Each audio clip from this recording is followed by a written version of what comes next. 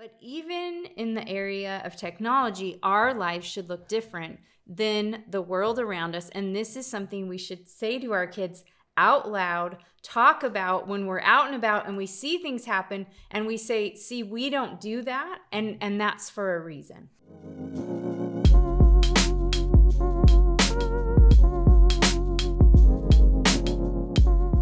The tech industry is waging war on your kids. Dun, dun, dun. We just really needed a dramatic entry point into this conversation today. That was good. But seriously, I have an article here that's got a similar title to that.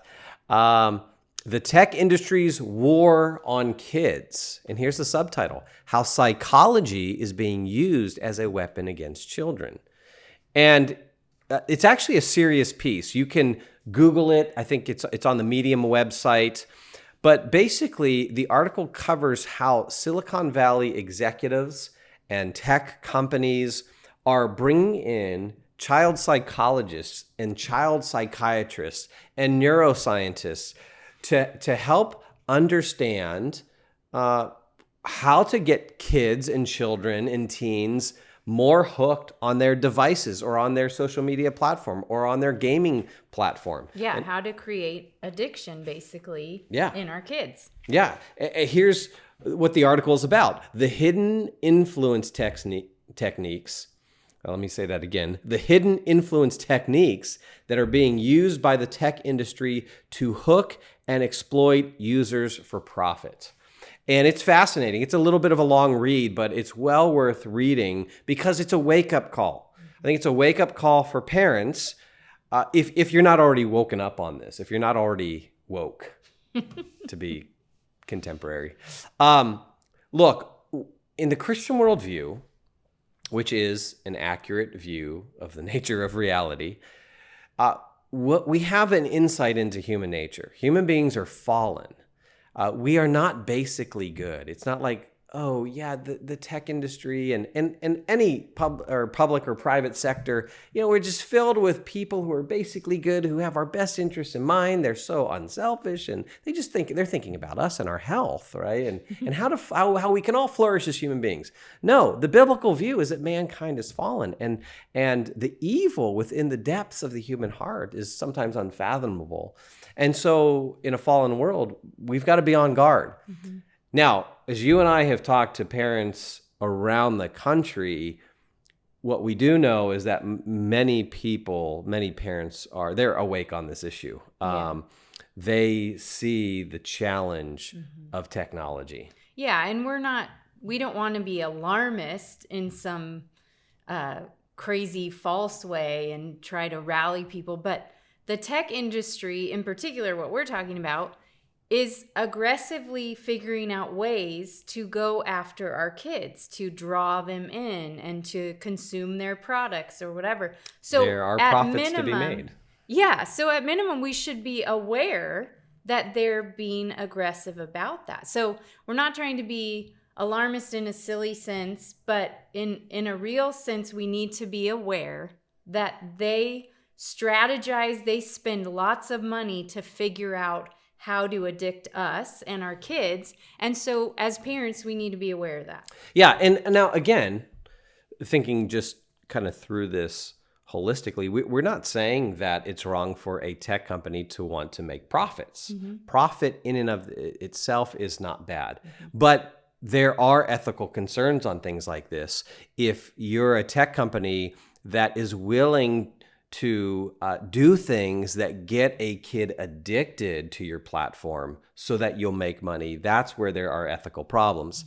Mm-hmm. And we want to think carefully through this. So in the last podcast episode, we talked about the nature of technology. We tried to spend a good 30 minutes or so really thinking through what is technology, how does it influence us, how does it shape us, and what that does is hopefully will motivate us to take action. And that's what we want to talk about today is the actions. Now, what are some of the practical things that we as parents can do? What are the practical actions and steps that we can take to help limit the influence, protect our kids from this thing, and then also maybe even use technology for good. That's another side of this that we want to think through as well. Yeah, so as we were talking about this, we came up with 5 practical steps of things that we've done, of things that we have found to be helpful. We've been parents for 25 years, so even this issue of technology as we've been parents has changed, is constantly changing. Yeah. And so we've had to learn and adapt and adjust as parents. And I mean, I remember our oldest daughter, when she asked for a phone, she wasn't asking for an iPhone. Yeah, it was a flip phone or a text pad phone. There was no such thing as a smartphone when our oldest daughter was asking for one. Yeah. So when we first started on this journey of navigating technology, especially the smartphone type of thing, it was a different conversation than where we are now. So I think we've learned some things. We of course try to read and be aware of things that are going on. And so we've kind of narrowed it down, at least in this conversation. This is something we could talk about all the time, and will end up coming up in other podcasts and things. But this could be a 3-hour-long podcast if we talked about every issue to address here. So this isn't going to be exhaustive, but hopefully it's a good starting point for parents in terms of, all right, what do we do now that we've thought through the nature of technology? What are the steps we take? Yeah. So the first one we came up with is a thing in our family that we've tried to cultivate actually in all areas of life. But the idea is that we are different, that we are going to live differently in the area of technology than the culture and the world around us. So our lives should look different in all kinds of ways, but even in the area of technology, our lives should look different than the world around us. And this is something we should say to our kids out loud, talk about when we're out and about and we see things happen and we say, see, we don't do that. And that's for a reason. Yeah. It's important to think through what it looks like to be a follower of Jesus in a secular world, in a fallen world. And of course, I think maybe sometimes we as Christians get a little uncomfortable with the idea of being different. Sometimes we use that in a derogatory way. Oh, they're just different, And we're not talking about being socially awkward or something like that. Oh, they're different. But our lives should have a completely different texture. The life of our family should look different. We should create really an alternative culture in our family that our kids are immersed in, so that when they do go into the world and they're around unbelievers and they watch things on the screens, they can see the difference. Mm-hmm. And so I think it starts from the very get-go. When our kids are young, we need to be saying to them, using that terminology, we're different, we're different, we're different. Mm-hmm. And of course, there's going to be greater explanation as they get older. Mm-hmm. We're different because we follow Jesus, because our primary allegiance is to Christ, because we are more concerned about God's kingdom than this earthly kingdom. So we're different. Mm-hmm. There's going to be a different set of values. There's going to be a different set of laws that we follow. There are going to be a different set of ideas that we hold to be true, all of that kind of stuff.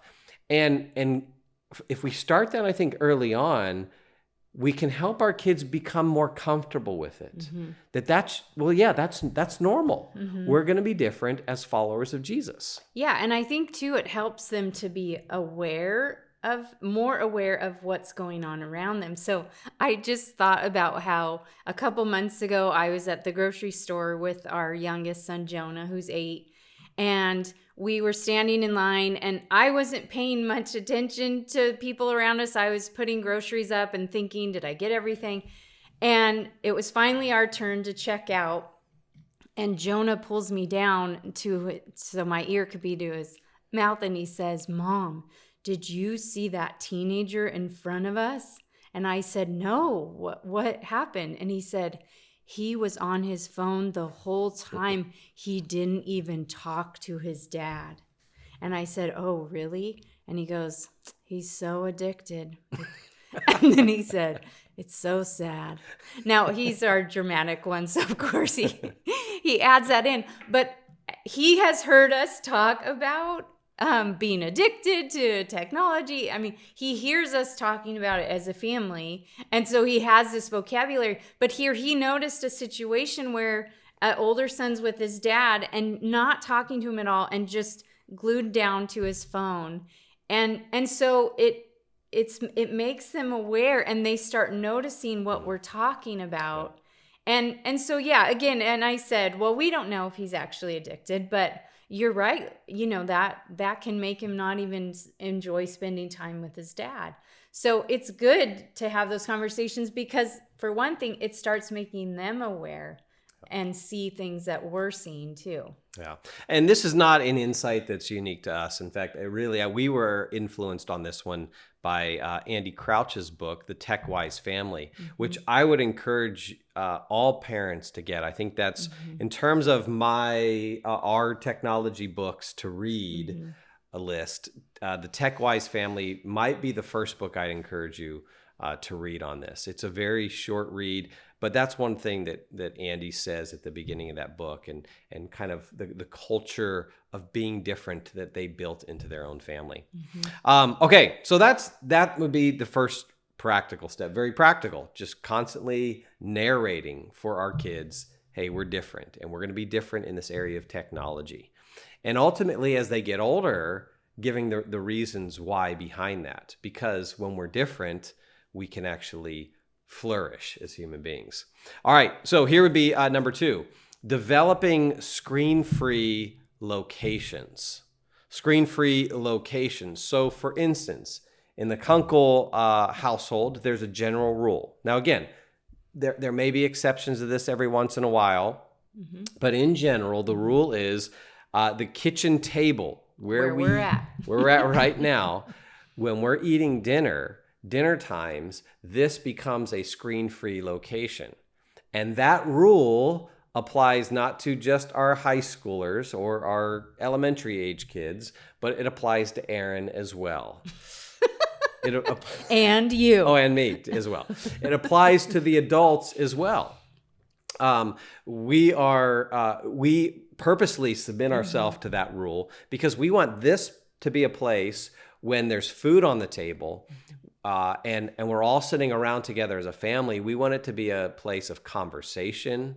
We want to remove all distractions. We want to create an environment where significant conversation can happen and where there can be just deep connection. And devices can distract from that. They're constantly buzzing and pinging you and calling your name. And so we take those things and the rule is that you can't even, you can't have it in your pocket. Like I take my phone out and I put it over on the counter, or we put it over on the desk with, the other devices and tablets and at the charging station, and we keep it over there.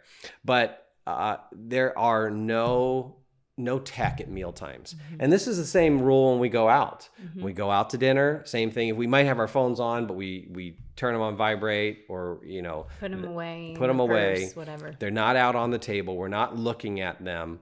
And sometimes we have to hold each other accountable. Sometimes. Yeah, I mean, not to rat you out, but a couple weeks ago, you sat down, you were working, and it's like, okay, dinner, everybody wrangle, sit down. And then your phone buzzed, and one of the kids was like, Dad, did you bring your phone to the table? And you're like, oh, shoot, yeah, it's in my pocket. But it's just... This part wasn't on the show notes. We didn't talk about this. So it's just become something that even if they hear the buzz at the table in someone's pocket, we're like, ooh, somebody forgot. And of course, we give grace, and we know, I'm not feeling the grace. I don't feel much grace right now. I feel shamed publicly. Yeah, you were scolded and had to get up and put your phone away. But so this is what our kids are culturalized to now. And so they'll even say to us like, hey, you left your phone in your pocket. You should go put it put away. So that's a good thing. And yeah, and that way we submit ourselves to the same rule. And that goes for lots of things, like, when we go to bed, not having the phone there, in the car, when we're together and talking. Of course, there are exceptions. Maybe we're heading somewhere and we're texting the person, hey, now we're on our way. But in general, in the car, we try to not be distracted by our phones and to talk to one another. And in general, we submit to that same sort of thing. Yeah, I think the car is a big one. And again, it doesn't mean that we're never on our phones. But as a family, when we're driving somewhere together, we try not to let that be a space that's taken over by our phones. So it's somewhat of a screen-free location. We're not as kind of Nazi about that as we are with the dinner table. Dinner table, it's almost no exceptions. Another place is the bed, right? So the kids are not allowed to bring their smartphones in bed. Now, again, if there's an exception, the rule is you got to come and talk to me about it, or talk to mom about it, and let us know why you need the exception. And there could be an exception, but generally speaking, no screens in the bed. And and we've talked to our teenagers about the why. Why do we do that? Well, because looking at the studies, there is a clear correlation between the young people, the teenagers who bring their phones into bed with them. Surprise, you end up spending more time on those social media platforms. You end up spending more time staying up late on that device. You get less sleep. And surprise, you end up experiencing more anxiety and depression the more that you're on those screens. And so one way to just cut that off and to help our kids is to say, hey, no screens in bed. So that's one of our rules. So that's the second practical step. Yeah, have screen-free locations. So also one thing that we have tried to implement as a family is a screen-free time. So kind of a Sabbath from our phones, a break from our phones. And in general, we've picked times of the day to do this, and then now we've tried to do an actual day, an entire day. And again, this is what in the book Tech Wise Family he talks about doing, and we just thought that's such a great idea to have times where you take a break, days where you take a break, and then sometimes longer periods of time where you take a break. So screen-free hours.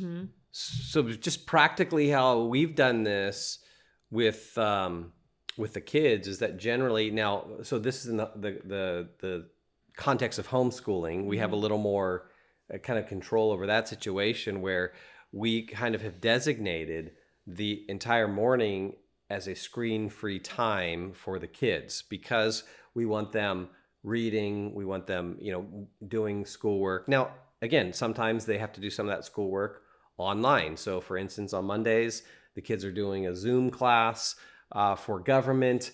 And so they've got to be on tech. So there's exceptions. But generally speaking, in the morning, there's no screen time. We're not getting up and the first thing we're doing is checking our phones. Yeah. And I think, even if your kids are going to school, our kids go to classes, things like that you can communicate to your kids, I don't want you to be on your phone while you're in school. I don't want you to be on your phone in class. And we've done this, and you just communicate as a parent. There's more important things to being on your phone. Even if there's something as a parent that I want to say to you, it's okay for me to have to wait. If you're in a class, I shouldn't interrupt that class that we want you to be in. And I also think of church and, having those times where our kids are at youth group. So we communicate, turn off your phone. If there was some emergency, we would know how to get a hold of them. So there's no reason for kids to have their phone on during school, during church, these types of things. So having screen-free times, especially when they're in activities that we want them to put their focus on. Yeah, it made me even think about even when our oldest daughter was going to school. She went to a private, junior high, and then she went to public high school. The rule was you don't turn your screen first thing when you wake up, right? get ready for the day, have breakfast with the family, maybe spend some time in devotions or whatever. And it isn't until we leave the house and get in the car that you turn the phone on. And so there's a screen-free hour in the beginning of the day. And we have also done that at the end of the day. At 10 o'clock, our high schoolers are supposed to have their screens off, their smartphones off, and put at the charging station. So we got screen-free locations, we got screen-free hours, and we also have screen-free days. And we haven't gotten, I think, in a really regular habit of this. We kind of, I think, kind of reset and start and stop on this one, which is actually, I think, a healthy expectation on this one. Because technology is not neutral and because it's constantly pushing us, you're going to have to constantly reset. So just a couple of months ago, we sat down with our kids and said, look, technology has been pushing on our family, and we all are seeing it. We're feeling it. We need a family reset. And sometimes that can be, I guess you can get discouraged by that. It's like, gosh, we tried and then we failed. And that's what it might feel like. And I think that can be a very unhelpful way to think about it. It can be a self-defeating way to think about it. Is just that, no, just technology is constantly pushing and nudging until it nudges you off the edge, right? And you gotta reset. And that is just, whether you're a kid or an adult, you and I have to reset on our technology. And so have a healthy expectation to do that. But one good way to do that reset is to set aside a screen-free day. So, for example, for us recently, when we had that conversation, we said to the kids, all right, we're going to take, and I think it was 3 days, we're going to turn off all devices, we're going to turn off smartphones, text whoever you need to text, and let them know your phone's going to be off for a few days. We're going to turn all these things off. We kept our phones on because we don't have a regular house phone, just so family could get a hold of us in case of emergency. But all devices were off for like 3 days so that we could kind of detox and we could reset and we could get away from the influence of that thing. Yeah, and we took a social media break for a little bit, and actually our teenage daughter and I took almost a month off of social media, just again. And you did that together. And we did it together, and just wanting to reset, like you said. We were having conversations of how we both realized how it affects us. And so I just told her, well, let's just do it together. And so we kicked off, 3 days off the phone, but then we extended our social media break even longer. And that was good to do because, it is just, you're constantly, and I'll be much more hard on myself if I fall back into habits or whatever. But it is so good to have the conversations, reset, and say, okay, well, let's try again. And you do get better. Yeah. I'm just thinking of other examples in our own family that this is, so just to kind of give everyone ideas of how to work this in. But we've taken advantage of, I think, two things in particular, like vacations. So when we've gone on a road trip or a vacation, sometimes we've said, hey, for the first week of this vacation, we're going to turn off all devices, which is sometimes hard on a road trip, right? Because you're in the car all that time. What else are you going to do if you can't watch movies? And well, you can read, you can, play games as a family. You can listen to audiobooks. You can listen to worship music. There's lots of kind of things that you discover through that. So we've taken, I think it was, I don't know if it was the last road trip, but it was a recent road trip where we said the first week of this road trip, no devices. Another example of when we've done screen-free days has been on holidays. So holidays, like for instance, this last Thanksgiving, we have some good friends that allow us to use their beautiful cabin up in the woods, up in the mountains. And so we usually go up on Monday before Thanksgiving and then stay through Saturday. And we told the kids when we went up there, hey, we're going to take the first 3 days and they're going to be screen-free days. We're just going to detox, and we're going to spend time together as a family. And I was actually surprised. Our teenage son and our teenage daughter, I thought there was going to be some resistance, because sometimes they can just be a real pain in the butt. No, I'm just kidding. No, I just thought there might be some resistance to this. We're going up to the mountains, and why do we have to take a break from screens? And they responded really well. Mm-hmm. And I think that is partly because of the culture that we've created. Mm-hmm. We always try to give the reason why we do these things. And so they know there's a good reason behind the kind of things, the rules that we set, or when we do a screen-free day. We've talked to them enough about technology. They know the harms of technology, and they know that it's good to take breaks. Mm-hmm. They've become convinced by that. Yeah, and I think too, we've been helped with our church's youth group. They also have they've implemented these screen-free times. So that's been helpful. So our kids are used to, there are times where we put our phone away for several days. Anytime they go on a youth group trip, phones stay home. So that's been helpful too, that in other areas they've had this implemented. So maybe sometimes it's a school or wherever can help reinforce this too. Yeah, and if they ever push back on it, then I just use manipulation tactics. I just say, well, gosh, the difficulty that you have with this request may indicate your level of addiction. And then they shut up. Then they don't push back anymore. So you're advocating manipulation. If that's what it takes. Okay. Last practical step is, particularly when it comes to smartphones with your teens. Mm-hmm. And I guess I would encourage you, wait till they're teens to give them smartphones. All right. The social pressure is huge. I just got done speaking to some elementary school kids, and I was just blown away at how many of them already have smartphones.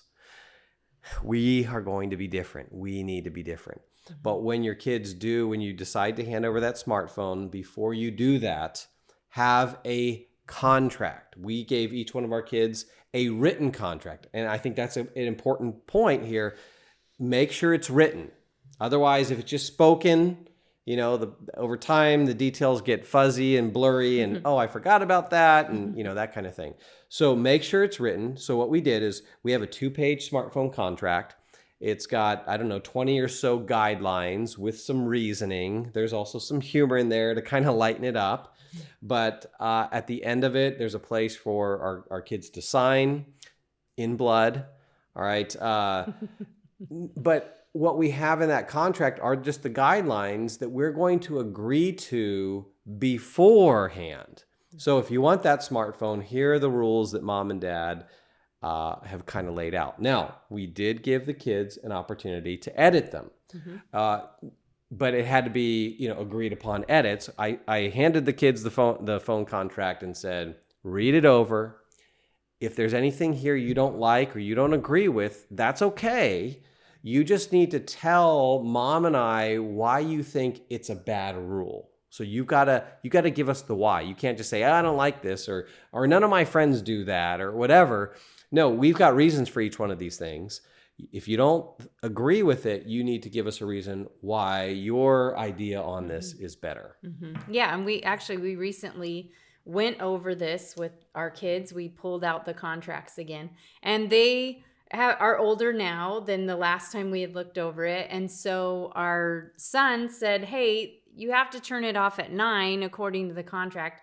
I'm 18, I'm a senior. Can I keep on my phone till 10 and still, finish up texts or conversations that I'm having with people? So we talked through it, and then we said, yeah, that seems reasonable. And we adjusted. So it is good that it's written down so that you can pull it back out and say, remember, you agreed to this. And I think too, it helps us from the get-go to remind our kids that all of these things, smartphones, Netflix, whatever it is, their computer, these are all privileges.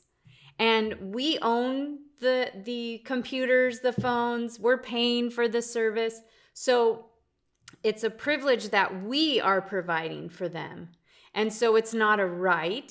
and they don't just deserve it no matter what. And so it's just the reminder of it being a privilege. There's certain responsibilities that come with the privilege. And if they can't live up to the responsibilities, then the privilege is taken away, because again, it's not a right. And so we're going to trust you with this thing. Here are the guidelines that come with it. And if you can't live by the guidelines, then we probably are going to take away the thing, because it just shows you're not ready for it or whatever. Yeah. But in some ways too, I think it communicates too that we respect them, in that we're showing them these guidelines. Oftentimes these are similar guidelines that we're living by. We have accountability on our things. We're giving them accountability for what we feel is appropriate for their age. And then, yeah, it is done in a respectful way, where it's read over it and give us your input. And yeah, you're going to have good reasons, because we've been thoughtful in what we're doing. So you're going to have to be thoughtful too if you want to come against something that we're doing. Yeah, one thing we try never to do is just say, here's the rule because I said so. With our teenagers. That's appropriate when your kids are younger, when they're in elementary, when they're learning how to submit their will to a higher authority, like their parents, and ultimately to God. But for teenagers now, we want them to reason through. We want them to see that for every one of our rules, there's a good reason behind it. Just like for every one of God's rules, there's a good reason behind it. Okay, so that gives 5 practical steps. I don't know. I'm feeling like we probably need to do a third podcast on this with more practical steps, because there's so much more that we can cover. It'd be great to do a Q&A. So I think here's what we want to do. I think probably some of you are going to be interested in that smartphone contract. Whenever we mention it in a talk or at one of our conferences, we get lots of people who say, hey, I want to see that because I want one of those for my kids. And we would love to give that to you, but we need something back from you. Here's what I want you to do. As soon as you listen to this podcast, and I'm going to make this deal, let's make this deal for about a month, up until a month when this podcast first airs, you can email us at info@maventruth.com, info@maventruth.com. And here's what you got to do. You've got to ask us one of your technology questions. So one of your struggles, or one of something you're wondering about, or you're wanting some advice on how to navigate a particular issue of technology or social media or whatever it might be, ask your question. And if you want the smartphone contract, say, hey, please send me the smartphone contract. In exchange for your question, we'll send you a smartphone contract. And then maybe what we'll do is one of our next podcasts, we'll just take listener questions, and we will then just spend some time answering those questions. And that might be really helpful. But again, we're going to be doing plenty of podcast episodes on technology because it's omnipresent. So hopefully those 5 steps will get you started in the right direction so that you can build a culture in your family that when it comes to technology, your kids learn that we're different and that's okay. And often, as followers of Jesus, we are going to look and be different than the world around us. And that is a way that we bring glory to his name, and we actually can shine as lights, because what we want to the world to see is a family that is flourishing, that there's emotional and psychological and moral and physical and spiritual health in this family.